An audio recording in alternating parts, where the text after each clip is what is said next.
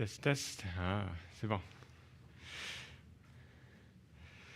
Bonjour à tous. Bon, mon frère Alexandre l'a mentionné. Mon nom est Yannick Fortier. Je suis venu il y a quand même longtemps, mais plus récemment, je suis venu enseigner un cours ici à l'église. Je reconnais au moins un visage. Puis c'est un privilège, en fait, pour moi d'être avec vous ce matin pour partager, pour ouvrir la parole de Dieu avec vous. Puis je suis quelqu'un qui étudie, qui spécialise dans l'Ancien Testament, puis sans grande surprise, je vais aller avec vous dans un texte dans l'Ancien Testament ce matin qui va être un peu surprenant. Puis c'est pas le texte le plus comme de prime abord là, qui fait oh wow, ça c'est pas comme un psaume. On va être dans les prophètes. Les prophètes parfois ils veulent nous challenger, ils nous rentrent dedans un petit peu, puis c'est ce qu'on va voir ensemble ce matin. Mais laissez-moi prier pour commencer, ensuite on va aller vers la parole ensemble. Éternel Dieu, merci pour cette parole qu'on s'apprête à ouvrir, qu'on s'apprête à lire. Merci parce que tu fais une œuvre merveilleuse à travers elle, dans nos vies, dans nos cœurs. Je te prie que ton esprit puisse nous parler ce matin, que tu puisses ouvrir nos esprits, notre intelligence pour bien comprendre ce qu'on va lire, puis ouvrir notre cœur, Seigneur, afin que ça puisse entrer, puis faire une œuvre dans notre cœur, puis transformer nos affections, transformer nos désirs, Seigneur Dieu, puis de vouloir te suivre, marcher à ta suite fidèlement. Béni sois-tu. On te remet ce temps entre tes mains dans le nom de Jésus, Seigneur. Amen.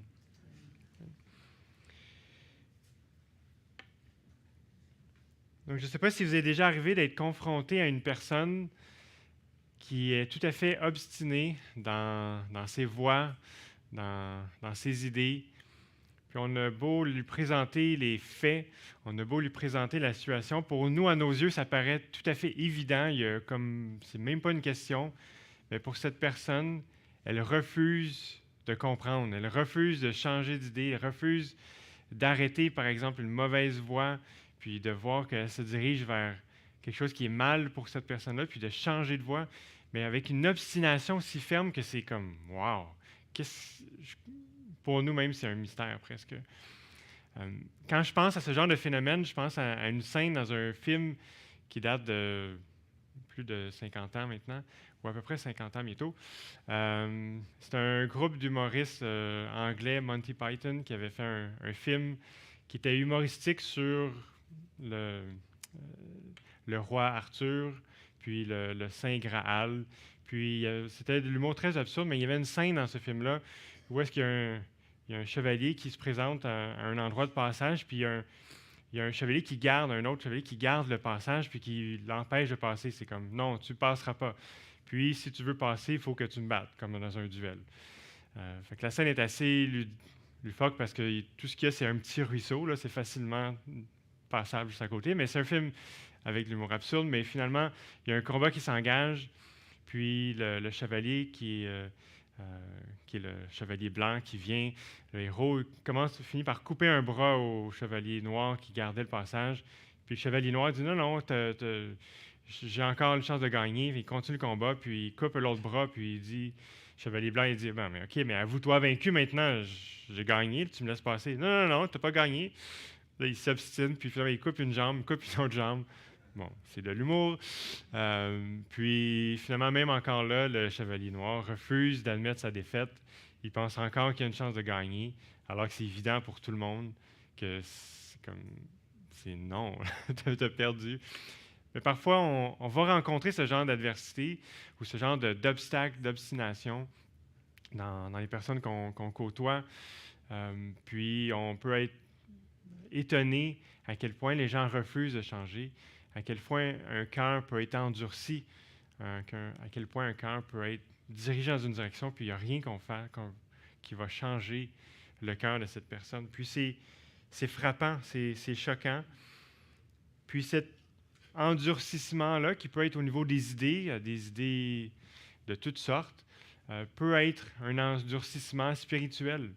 On peut rencontrer des personnes où on peut vivre nous-mêmes à certains moments une période d'endurcissement spirituel où est-ce qu'on ne veut pas voir la vérité, où est-ce qu'on refuse de se laisser reprendre par le Seigneur, On refuse de voir clair. Puis ce matin, le passage qu'on va regarder ensemble, c'est un passage qui nous présente ce genre d'endurcissement-là, mais au niveau du peuple d'Israël, au niveau du peuple de Dieu, qui est obstiné, qui ne veut pas se laisser convaincre, qui ne veut pas se laisser ramener à l'Éternel par la bouche du prophète. Puis on a une parole prophétique qui va s'adresser à son peuple. Donc je vous invite à tourner maintenant dans le livre de Jérémie, dans le prophète Jérémie, qui est tout de suite après Ésaïe, puis un petit peu avant Ézéchiel. Donc, Jérémie 3. On va commencer par lire le premier verset. Donc, Jérémie 3, 1.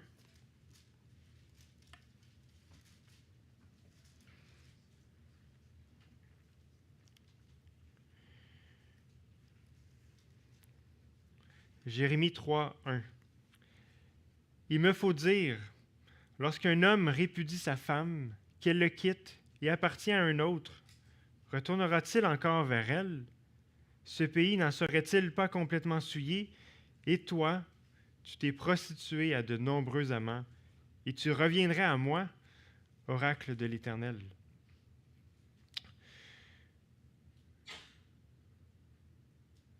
Donc, je vous avais dit que c'était un passage un peu particulier ce matin. On a l'Éternel qui traite Israël de prostituée avec un langage qui est évocateur, qui est clair, un langage qui est fort. Puis, en fait, ce qu'on trouve dans ce verset ici, lorsqu'il nous parle du pays qui en serait souillé, il est en train de faire référence à une loi que l'Éternel avait donnée à Israël. Donc, c'est une loi dans laquelle il était stipulé dans Deutéronome 24, les versets 1 à 4, si vous voulez aller voir plus tard.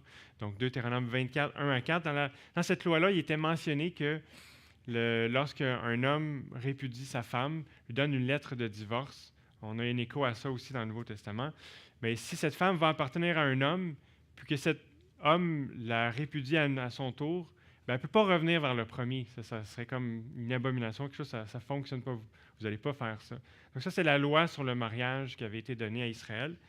Puis Dieu est en train de dire, mais vous êtes mon épouse qui est allée vers un autre homme, qui est allée vers d'autres, puis pas juste un, vers ses amants.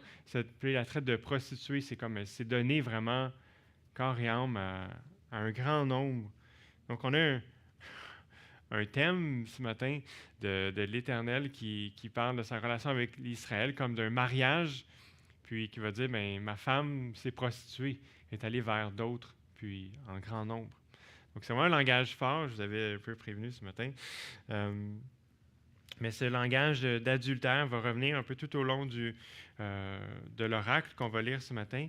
Puis ça termine avec une parole, comme un aperçu, quand il dit « Tu reviendrais vers moi », ça nous donne un petit aperçu que c'est comme si Israël veut revenir à l'Éternel, mais comme on va le voir, elle ne veut pas le faire de la bonne façon.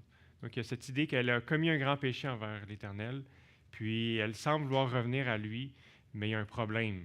Puis c'est ce qu'on va voir à travers le passage, au fur et à mesure que ça va se développer, on va voir cet élan d'Israël vers Dieu, mais qui est mal fait, si on pourrait le dire ainsi. Donc, poursuivons la lecture avec les versets 2 à 5. Donc, Jérémie 3, 2 à 5. « Lève tes yeux vers les crêtes et regarde. Où ne t'es-tu pas livré toi-même? Tu étais assise pour eux sur les chemins comme l'Arabe dans le désert, et tu as souillé le pays par tes prostitutions et par ton inconduite. Aussi les ondées ont-elles été retenues? Il n'y a pas eu de pluie printanière, mais tu avais le front d'une femme prostituée. Tu n'acceptais pas d'être confuse. À partir de maintenant, n'est-ce pas, tu cries vers moi, mon Père, et tu as été le confident de ma jeunesse. Gardera-t-il à toujours sa colère? La conservera-t-il à jamais? Voilà ce que tu disais. Mais tu as fait le mal, et tu en avais le pouvoir. » Donc, dans ces versets, on voit un peu plus en détail l'accusation de l'Éternel envers Israël. Lorsqu'il lui parle qu'il est allé sur les collines, qu'il s'est livré sur les crêtes, ça c'est un indice de l'adoration aux idoles qui était faite. Souvent, ces idoles étaient justement installés sur des collines ou sous des arbres, des arbres importants. Puis, dans le fond, tu es allé vers ces idoles. Puis maintenant, tu viens à moi. Euh, mais juste avant, on voit au verset 3, les ondées ont été retenues. Il n'y a pas eu de pluie printanière. Ça, c'est un jugement que l'Éternel a envoyé sur Israël pour ramener Israël à lui. Donc, c'est une des choses qu'on voyait qui arrivait. Si vous êtes familier avec le livre des juges, par exemple, il y a des jugements Israël se détourne de l'Éternel. Il y a un jugement qui arrive. Israël s'humilie, se repent, revient à l'Éternel. L'Éternel les délivre. Ensuite, il retourne encore vers les idoles. Puis tout ce cycle-là qui se produit. Puis ici, on a un indice d'un jugement qui est venu quand que les pluies printanières ont été retenues. Mais Israël n'a pas accepté de se repentir. Donc, l'image qui est donnée ici, c'est celle le front d'une femme prostituée. On est dans un langage un peu poétique ici. Tu n'acceptais pas d'être confuse. C'est comme si on te dit, non, ça c'est mal. Puis c'est honteux. Mais toi, tu es comme, non, il n'y a pas de problème. C'est correct. Fait qu'il y avait cette situation où est-ce que Israël refusait de voir que ce qu'elle faisait était mal, puis le voyait comme bien. Puis ça, c'est vraiment un endurcissement qui est profond. Non seulement elle refuse de voir qu'un problème, puis d'en avoir honte, c'est la honte du péché, mais Israël persiste, s'assume dans son péché, comme elle persiste, puis comme on dit, elle signe, elle s'assume vraiment totalement dans sa faute. Puis elle dit, il n'y a pas de problème avec ça. Puis des fois, on va rencontrer ce genre de personne où est-ce que c'est comme... Non seulement elle va refuser de voir qu'il y a un problème, mais elle va dire même que c'est bien, que c'est correct, puis il n'y en a pas de difficulté. Donc, malgré son refus de reconnaître qu'elle a péché, elle vient quand même à l'Éternel. Donc, elle dit, écrit vers l'Éternel, « Mon Père, tu as été le confident de ma jeunesse, puis gardera-t-il à jamais sa colère? » Donc, Israël reconnaissait qu'il y a un jugement qui venait de l'Éternel, puis elle allait vers Dieu, puis en espérant que sa colère passe, mais sans confesser son péché. Donc, c'était la situation dans laquelle Israël se trouvait, puis que l'Éternel essaie de confronter, puis essaie d'éveiller Israël, puis le faire comprendre que ce qu'il est en train de faire est mal. Donc, si on continue la lecture dans les versets 6 à 10, on a un contexte historique qu'on va découvrir au niveau de cette prophétie de Jérémie. Verset 6. « L'Éternel me dit au temps du roi Josias, « As-tu vu ce qu'a fait l'inconstante Israël? Elle est allée sur toute montagne élevée, sur tout arbre verdoyant, et là elle s'est prostituée. Je me suis dit, après avoir fait toutes ces choses, elle reviendra vers moi, mais elle n'est pas revenue. Et sa sœur, la perfide Juda, l'a vue. Quoique j'ai répudié l'inconstante Israël à cause de tous ses adultères et que je lui ai donné sa lettre de divorce, j'ai vu que la perfide Juda, sa sœur, n'a pas eu de crainte et qu'elle est allée se prostituer elle aussi, car par sa criante inconduite, Israël a souillé le pays. Elle a commis adultère avec la pierre et le bois. Pourtant, malgré tout cela, la perfide Juda, sa sœur, n'est pas revenue vers moi de tout son cœur. C'était faux. » Oracle de l'Éternel. Donc, premièrement, le roi Josias. Le roi Josias, c'est un roi qui est tôt dans sa vie est revenu à l'Éternel. C'est lui qui a entraîné une réforme même dans tout le pays. C'est sous son règne qu'il y a un ménage qui a été fait dans le temple, puis qu'on a retrouvé la loi. Donc, en retrouvant cette loi, puis en la lisant, il a vu que le jugement de l'Éternel tombait sur le peuple à cause de leurs infractions, à cause de leurs péchés. Puis là, il s'est humilié, il s'est repenti, puis il s'est vraiment donné à Dieu. Puis il a proclamé comme une Pâque importante dans laquelle il a invité même le royaume du Nord. Parce que Josias était roi de Juda, comme le texte le mentionne.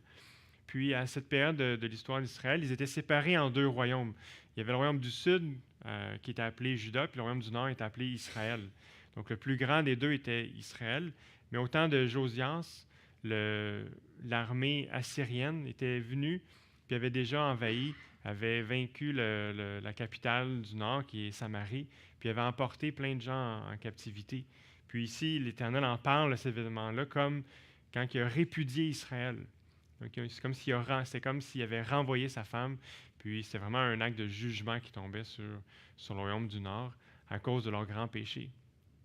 Mais ce que Dieu dit ici, c'est que Juda au sud, qui est normalement vu comme un royaume qui est comme dans la lignée de David, donc c'est le bon royaume des deux. S'il y a un bon puis un méchant, Juda, le sud, c'est les bons, c'est les good guys. C'est là qu'il y a Jérusalem. Et c'est la plupart des rois qui sont bons, ou tous en fait, proviennent du sud. Mais là, ici, il est en train de nous dire que c'est comme deux sœurs, Israël puis Juda. Israël a fait le mal, elle a payé le prix pour. Puis Juda, ce qu'elle a fait, c'est qu'elle a regardé Israël, puis elle s'est dit, bonne idée, je vais faire la même chose.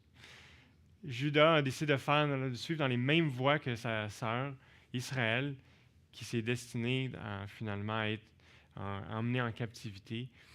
Puis Juda a marché dans les mêmes voies, alors que Juda voyait bien où ça menait. Puis, ça, c'est la confrontation, la situation dans laquelle Jérémie est en train de vivre. Donc, l'accusation contre Juda est assez frappante. C'est horrible. Il y a quelque chose de...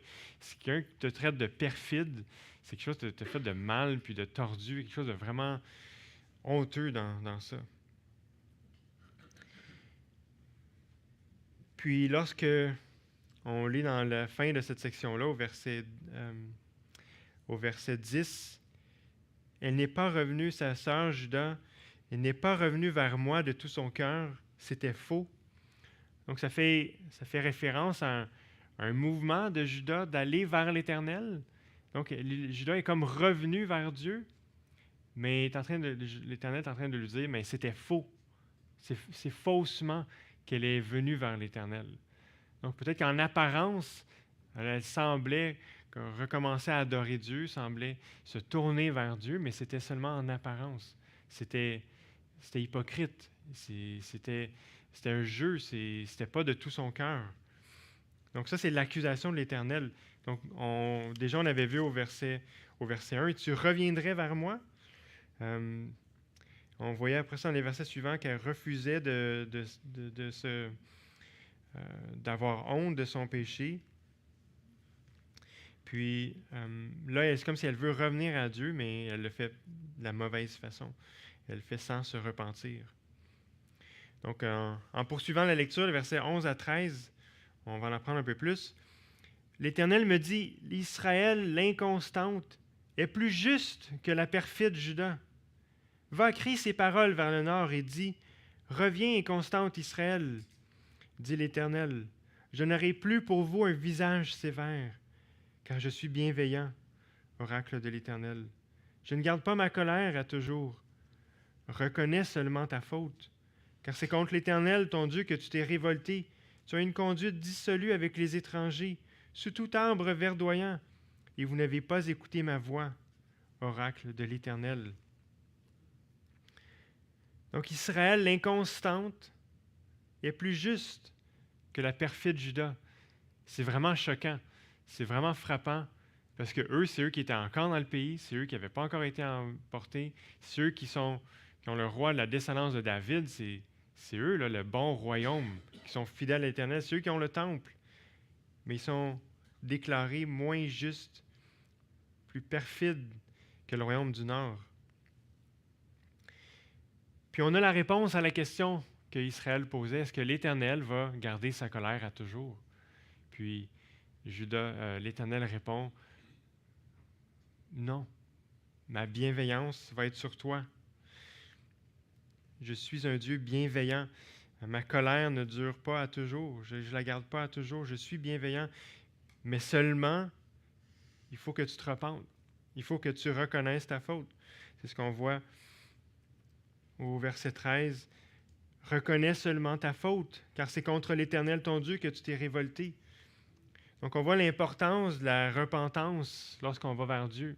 On voit l'importance de reconnaître notre faute, de ne pas s'enorgueillir, de ne pas résister, de ne pas s'endurcir dans le péché, puis de refuser de reconnaître qu'on est pécheurs nous aussi. Puis c'est une question qu'on peut s'arrêter un moment. Est-ce que lorsqu'on va vers Dieu, lorsqu'on est allé vers Dieu, est-ce qu'on le fait d'une manière qui est honnête, intègre, ou c'est faussement qu'on le fait, c'est seulement en apparence, seulement en superficie? Est-ce qu'on fait juste suivre l'Éternel pour les apparences, pour ce que les autres vont dire, pour que les autres pensent qu'on est correct, ou on le fait vraiment de tout notre cœur? Est-ce qu'on se laisse vraiment toucher dans notre cœur? C'est vraiment un avertissement, puis un appel à notre conscience solennelle qu'on trouve ce matin dans Jérémie, de ne pas venir à Dieu faussement, mais de venir vraiment de tout notre cœur. Donc, il y a vraiment une invitation à venir à Dieu. Puis c'est quand même frappant dans le contexte où est-ce qu'on avait lu plutôt que, d'après la loi, mais la femme qui est répudiée, elle ne peut pas revenir à Dieu. Mais Dieu est en train de lui dire, mais je vais te faire grâce, puis je vais te laisser revenir à moi. Je vais te pardonner, je vais te laisser revenir à moi. Donc on voit vraiment déjà la bienveillance, la bonté, l'amour, la compassion de Dieu qui l'invite à revenir, mais seulement si elle reconnaît sa faute. Okay, poursuivons notre lecture.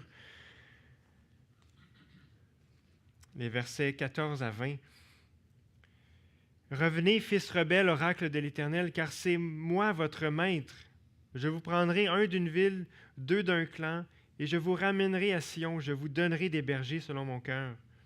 Et ils vous feront paître avec intelligence et avec discernement. Lorsque vous aurez multiplié et fructifié dans le pays, en ces jours-là, oracle de l'Éternel, on ne parlera plus de l'arche de l'alliance de l'Éternel. Elle ne viendra plus à la pensée, on ne la mentionnera plus. On ne remarquera plus son absence, et l'on n'en fera pas d'autre. En ce temps-là, on appellera Jérusalem le trône de l'Éternel. Toutes les nations se dirigeront vers elle, au nom de l'Éternel, vers Jérusalem, et elles ne suivront plus l'obstination de leur mauvais cœur, leur cœur mauvais. En ces jours, la maison de Juda marchera avec la maison d'Israël.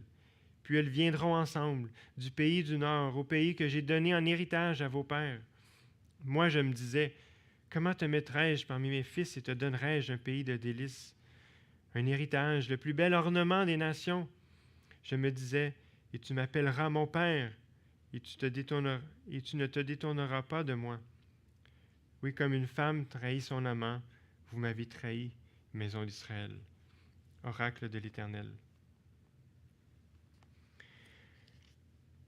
Donc, dès le départ, quand il dit au verset 14, c'est moi votre maître, il y a un jeu de mots ici qu'on trouve en hébreu, c'est-à-dire maître, en hébreu, c'est Baal. Puis Baal, c'était une des idoles principales vers lesquelles Israël allait.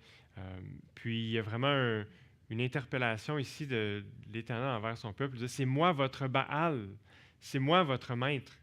C'est pas Baal, c'est moi. C'est comme vous vous trompez de maître, vous vous trompez, vous allez vers la mauvaise personne. Donc il se présente vraiment comme cette personne qui est le vrai, pas un imposteur, mais comme qui est vraiment leur maître. Puis on a plusieurs références dans les versets 16, 17 et 18. Il y a comme une expression qu'on retrouve beaucoup dans des textes prophétiques qui parlent de la fin des temps.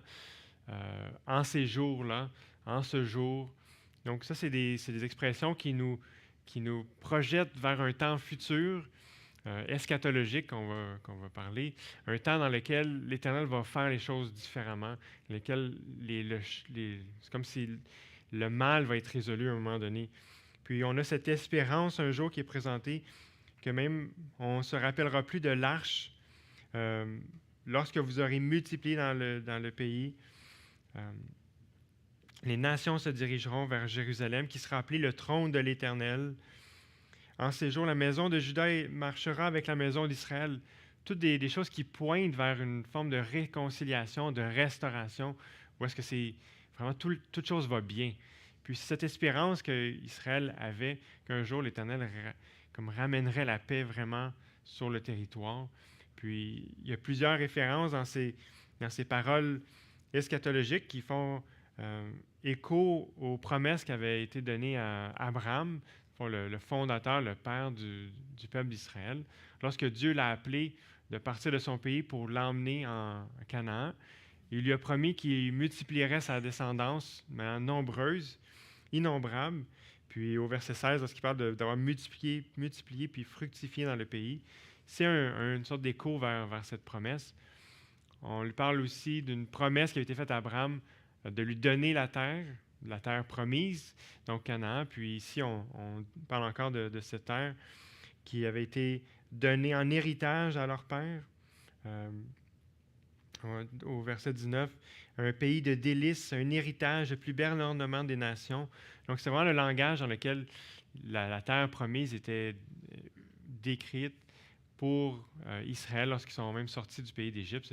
C'est vraiment comme, OK, cette terre-là que j'ai promis à Abraham, puis à vos pères, Isaac, Jacob, mais cette terre-là que je vous donne, c'est un pays de délices, un pays d'abondance où coule le lait et le miel. Puis cette terre-là, c'est cette terre qu'il veut le donner. Puis lorsqu'il parle d'un futur comme eschatologique, restauré, bien, il parle de cette terre-là, de cet héritage-là qui en fait partie. Puis on a aussi l'idée dans les promesses abrahamiques de bénédiction, qu'Abraham serait béni, que ceux qui béniraient Abraham seraient bénis, puis que toutes les familles de la terre se diraient bénies par Abraham, par sa descendance. Puis c'est ce qu'on voit ici, lorsque toutes les nations se tournent vers Jérusalem, on a aussi un écho à cette promesse-là. Donc c'est d'une manière un peu indirecte, mais lorsqu'on connaît bien l'espérance d'Israël, on peut voir ce fil-là, comment les choses se connectent. Puis, dernièrement, pour ces versets, je dirais seulement que la nouvelle alliance promise dans l'Ancien Testament, accomplie dans le Nouveau Testament, se trouve de manière la plus explicite, le plus claire dans le livre de Jérémie. Donc, c'est dans le livre de Jérémie qui est promis littéralement une nouvelle alliance. Puis, on a dans ce passage-ci, lorsqu'on fait mention qu'il n'y aura plus d'arche, l'arche de l'Alliance qui est au cœur au milieu du temple, au cœur de la loi de Moïse, l'adoration qui se fait là. Lorsqu'on fait mention qu'il n'y en aura plus d'arche, puis qu'on ne va pas se poser la question elle est où, qu'on ne va pas essayer d'en faire une autre, mais ça, je pense que c'est vraiment un écho comme aux paroles qu'on voit peut-être le plus clairement dans le Nouveau Testament, quand Jésus rencontre cette femme samaritaine au puits, puis dans la discussion, il lui dit, bien, vient un temps où c'est pas à Jérusalem ou sur le mont à Jérusalem ou à Samarie ou ailleurs qu'on va adorer l'Éternel, mais c'est en esprit et en vérité parce que l'Éternel est esprit, puis c'est sur toute la terre qu'on va pouvoir l'adorer. Donc, c'est pas vraiment rattaché à un lieu particulier. C'est pour ça que nous, aujourd'hui, on peut être ce matin ici, les nations, on est ces nations. On est ce peuple de toutes les nations, c'est nous ça. On n'est pas juifs, en tout cas pas pour la plupart en tout cas. On ne fait pas partie de cette descendance-là selon la chair d'Israël, mais on fait partie de ces nations qui espèrent en Jésus. Puis on bénéficie de ces promesses qui avaient été faites à Abraham.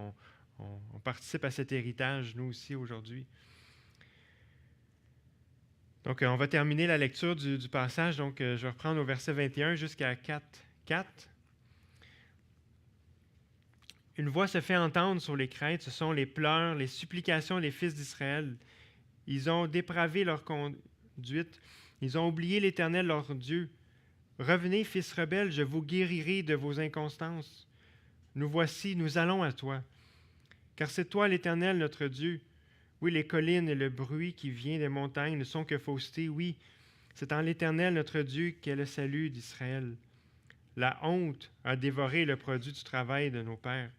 Dès notre jeunesse, leurs menus et leurs gros bétail, leurs fils et leurs filles, nous avons notre honte pour couche et notre confusion pour couverture. Car nous avons péché contre l'Éternel notre Dieu, nous et nos pères, dès notre jeunesse jusqu'à ce jour, et nous n'avons pas écouté la voix de l'Éternel notre Dieu. Israël, si tu reviens à moi, oracle de l'Éternel, si tu ôtes tes abominations de ma présence, si tu ne vagabondes plus, si tu jures, l'Éternel est vivant, avec vérité, avec droiture et avec justice, alors les nations se diront bénies en lui et tireront de lui leur louange. Car ainsi parle l'Éternel aux hommes de Juda et à Jérusalem. Défrichez-vous un champ nouveau et ne semez pas parmi les chardons. Soyez circoncis pour l'Éternel, circoncisez votre cœur. Hommes de Juda et habitants de Jérusalem, de peur que ma fureur en éclate comme un feu et ne s'enflamme sans qu'on puisse l'éteindre à cause de la méchanceté de vos agissements. » Donc ici, on a deux appels à la repentance au verset 21, puis le début du verset 22, puis les 4 versets du chapitre 4. Puis au centre, on a une genre de prière de repentance. Donc, ce n'est pas des paroles que Jérémie est en train de... des paroles d'Israël que Jérémie est en train de rapporter ici, mais c'est plutôt des paroles que Jérémie met dans la bouche d'Israël. Un peu comme parfois on voudrait guider quelqu'un qui voici, c'est ça que tu devrais faire, c'est ça que tu devrais dire, c'est ça que tu devrais voir. Il est en train de les orienter. Puis une des choses qui ressort, c'est la honte. Il y a une référence au verset 24 dans la version Colombe que j'ai lue. Le mot honte est écrit avec un H majuscule.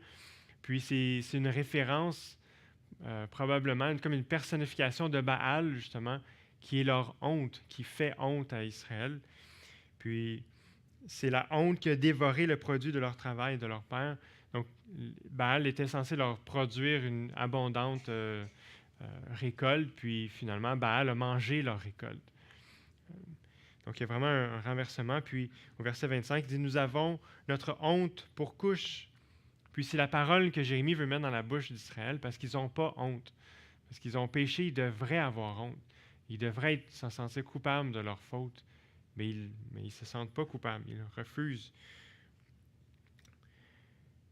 Puis, donc, on a au chapitre 4 les paroles les plus claires de cet appel à la repentance. Si tu ne vagabondes plus, si tu jures l'Éternel vivant avec vérité, avec droiture, avec justice. Donc, si vous revenez vraiment vers moi, c'est ça qui est le cœur, le nœud du problème, c'est qu'ils ne reviennent pas de tout cœur à l'Éternel. Puis c'est une question pour nous ce matin. Est-ce que lorsqu'on pêche envers l'Éternel, parce que on va tous pécher, moi le premier,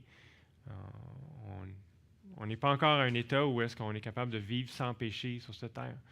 Peu importe où est-ce qu'on est croyant, incroyant, qu'on soit mature dans la foi ou qu'on soit tout nouveau dans la foi, tôt ou tard, on va pécher. Mais qu'est-ce qui se passe quand on pêche? Est-ce qu'on essaie de se justifier? Est-ce qu'on essaie de nier qu'on a péché, puis qu'on a fait mal? Ou on confesse? Puis on a une vraie tristesse liée, une vraie honte, pour reprendre le langage de Jérémie, liée à ce péché. Est-ce qu'on s'assume dans ce péché? Puis cette tendance de s'endurcissement, de s'endurcir, puis de nier la gravité de notre péché, c'est souvent un mécanisme on pourrait dire un peu d'autodéfense, c'est-à-dire que pour se protéger, pour pouvoir garder la même direction dans laquelle on va, on est obligé de nier les conséquences. Si on fonce vers un mur, puis on nous dit, ben, tu vas frapper un mur, puis ça va faire mal. On ne peut pas dire, oui, c'est vrai, je vais foncer dans un mur, puis ça va faire mal, puis je continue. Si on reconnaît que c'est la mort qui nous attend, si on reconnaît que c'est mal, mais qu'est-ce qu'on doit faire? On va changer de direction. Mais reconnaître la gravité de notre péché, c'est reconnaître qu'on a besoin de changer de voie. Puis ça, souvent, c'est là que c'est difficile. Parce qu'on veut continuer à faire le péché. On veut continuer à faire ce qui plaît à notre cœur tortueux, méchant, puis on veut pas changer. On veut rester comme on est. Mais si on prend l'exhortation de l'Éternel qui est adressée dans un premier temps à Israël,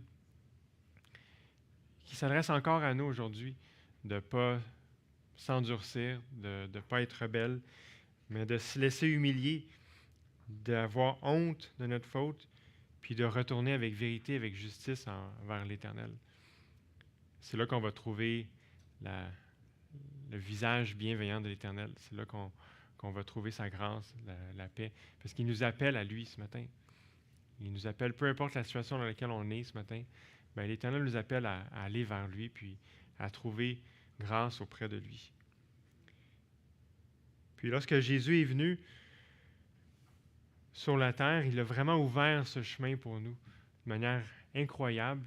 Puis en allant mourir sur la croix, il y a plein de choses qui se sont passées en même temps, mais une des choses, c'est que Jésus a pris notre honte. Cette honte qui est attachée à nous, attachée à notre péché, à notre culpabilité, mais Jésus l'a pris sur lui, afin que nous, on puisse être libérés de cette honte, afin que nous, on puisse être libres, joyeux dans la paix avec l'Éternel, réconciliés avec lui, dans une relation, dans une communion parfaite, sans honte. C'est difficile d'être en communion avec quelqu'un dans lequel on a honte, quand on a offensé une personne, puis c'est honteux ce qu'on a fait, on est juste comme... C'est comme si la honte vient voiler un peu la relation, vient comme créer un froid dans cette relation, mais ce que Jésus nous offre ce matin, c'est d'être libéré de cette honte, d'avoir un accès sans voile, mais direct à l'Éternel, chaleureux dans sa paix. Amen. Donc, c'est un mélange ce matin d'appel à la repentance, de grâce de la part de l'Éternel, qui est motivé par un Dieu qui va un jour juger. Puis c'est sur ces paroles que le passage qu'on a lu se termine. Reviens à moi avant que le jugement tombe, parce qu'il y a un jugement qui s'en vient. Un jugement peut-être ponctuel dans nos vies, mais il y a un jugement eschatologique, un jugement final qui approche. On ne sait pas le jour, mais si on n'a pas été réconcilié avec Dieu avant ce jugement, on sait qu'on va être séparé de Dieu pour l'éternité. C'est quelque chose de terrible, mais qu'on veut éviter. Puis on est appelé ce matin à aller vers Dieu. Je sais que je dépasse un petit peu le temps, je suis désolé, mais je veux juste lire rapidement quelques versets pour conclure dans l'Épître aux Galates, qui nous parle de cette espérance maintenant transposée dans la nouvelle alliance, de ces promesses qu'on a vu un petit peu des échos dans le texte de Jérémie, mais auquel Paul fait référence un peu plus tard par rapport à notre foi. Puis je pense que ça m'encourage, je veux vous encourager ce matin avec ces paroles. Donc Galates 3, quelques versets choisis dans le chapitre. Aussi l'Écriture, prévoyant que Dieu justifierait les païens par la foi, a d'avance annoncé cette bonne nouvelle à Abraham. Toutes les nations seront bénies en toi, de sorte que ceux qui ont la foi sont bénis avec Abraham, le croyant. C'est nous, ça, qui sommes des nations qui ont la foi. Afin que, pour les païens, la bénédiction d'Abraham se trouve en Jésus-Christ et que, par la foi, nous recevions la promesse de l'Esprit. Verset 22. Mais l'Écriture a tout enfermé sous le péché, afin que la promesse soit donnée par la foi en Jésus-Christ à ceux qui croient. Donc c'est vraiment par la foi qu'on peut le faire, qu'on peut être héritier des promesses à Abraham. Puis finalement, verset 29, « Et si vous êtes à Christ, alors vous êtes la descendance d'Abraham, héritier selon la promesse. » Donc prions ensemble. Seigneur Jésus, merci. Merci d'avoir pris notre honte, d'avoir pris notre culpabilité. Puis ce matin, on veut venir la déposer à tes pieds, Seigneur, notre honte, notre sentiment de culpabilité, Seigneur. On veut venir trouver le pardon au pied de ta croix, Seigneur. Merci d'avoir donné ta vie afin que nous, on puisse vivre. Merci d'avoir subi la colère divine afin que nous, on puisse être en paix avec le Père. Merci pour ton amour, Seigneur. Je te prie de faire une œuvre dans chacune de nos vies. Je te prie d'être persévérant dans ton amour envers nous, dans ton appel à la repentance, Seigneur Dieu. Je te prie d'être persévérant envers nous. Merci pour ton esprit qui nous convainc de péché, de justice, de jugement. On a besoin de cette œuvre dans nos vies. Puis merci parce que tu nous remplis par ce même esprit de la joie, la paix, en ta présence, Seigneur. Béni sois-tu, dans le nom puissant de Jésus. Amen. Amen. Merci.